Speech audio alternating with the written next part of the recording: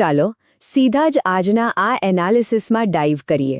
સરકારી નોકરીની તૈયારી કરવી બિલકુલ આસાન નથી, સાચું ને? બજારમાં એટલી બધી અફવાઓ અને અધૂરી માહિતીઓ ફરતી હોય છે કે સાચો રસ્તો શોધવો ખરેખર મુશ્કેલ બની જાય છે.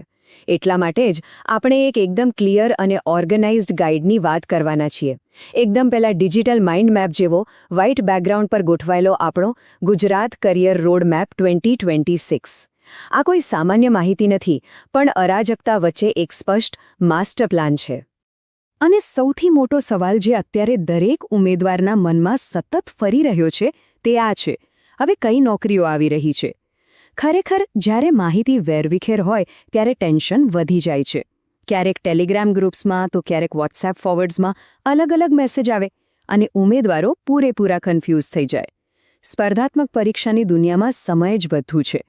જો એ જ ખબર ન હોય કે કઈ પરીક્ષા ક્યારે આવશે તો તૈયારી શરૂ કેવી રીતે કરવી?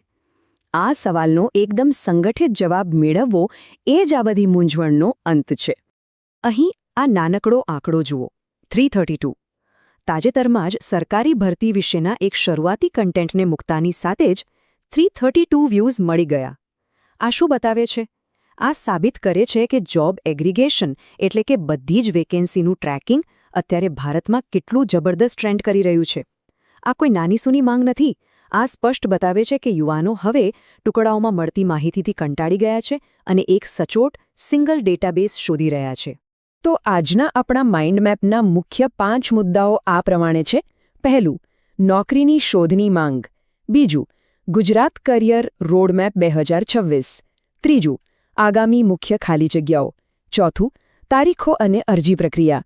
અને પાંચમું, એક નિશ્ચિત જવાબ. ચાલો આપણા પહેલા વિભાગ તરફ આગળ વધીએ: નોકરીની શોધની માંગ. વિચારો, જ્યારે માહિતીના 50 અલગ અલગ સોર્સ હોય ત્યારે સાચું કોને માનવું? એ જ તો મોટો પ્રોબ્લેમ છે.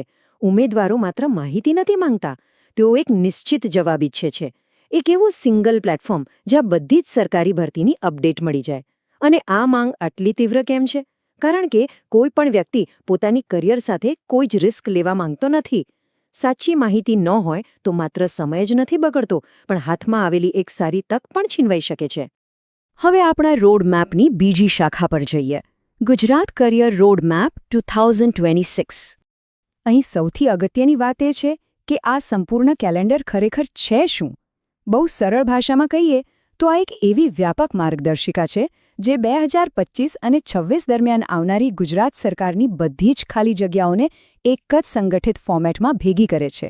આ એક મોટો ગેમ ચેન્જર કેમ છે? કારણ કે જે લોકો દિવસ રાત મહેનત કરી રહ્યા છે તેમની માનસિક ઉર્જા માહિતી શોધવામાં વેડફાઈ ન જાય. જ્યારે બધું જ પેલા કલરફુલ અને વ્યવસ્થિત માઇન્ડમેપની જેમ સામે ગોઠવાયેલું હોય ને, ત્યારે ઉમેદવારોનું પૂરું ફોકસ માત્ર અને માત્ર અભ્યાસ પર જ રહી શકે છે. ત્રીજો વિભાગ: આગામી મુખ્ય ખાલી જગ્યાઓ. હવે આ જુઓ, આ ખરેખર રસપ્રદ છે. તલાટી, પોલીસ, GSRTC, ક્લાર્ક અને ફોરેસ્ટ ગાર્ડ જેવી ભૂમિકાઓ કેટલી ક્લિયર રીતે અહીં લિસ્ટ થયેલી છે.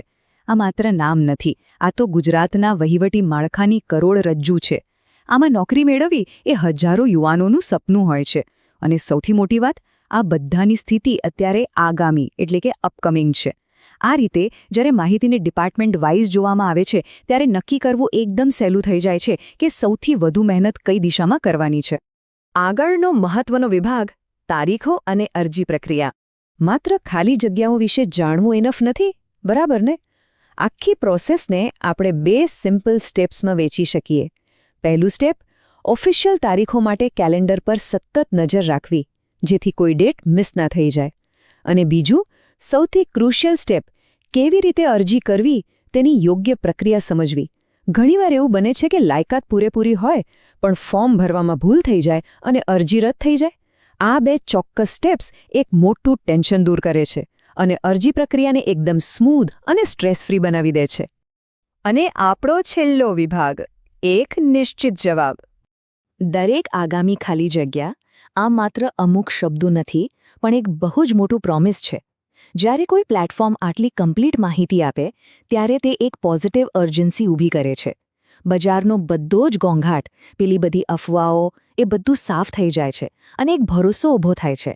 આનાથી ઉમેદવારોને જબરદસ્ત વેલ્યુ મળે છે એકદમ ક્લિયર કટ ફ્યુચર પ્લાનિંગ માટે આનાથી બેસ્ટ બીજું શું હોઈ શકે? તો આજના આ એનાલિસિસના અંતે એક વિચારવા જેવો પ્રશ્ન સાથે આપણે અહીં પૂરું કરીએ.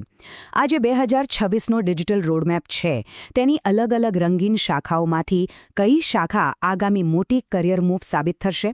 શું તે પોલીસ વિભાગ હશે કે પછી તલાટીની ભૂમિકા?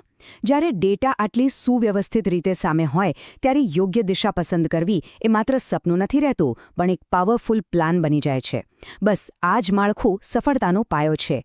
આ માહિતીસભર સેશનમાં જોડાવા બદલ ખૂબ ખૂબ આભાર. સ્પષ્ટતા સાથે શીખતા રહો અને આગળ વધતા રહો.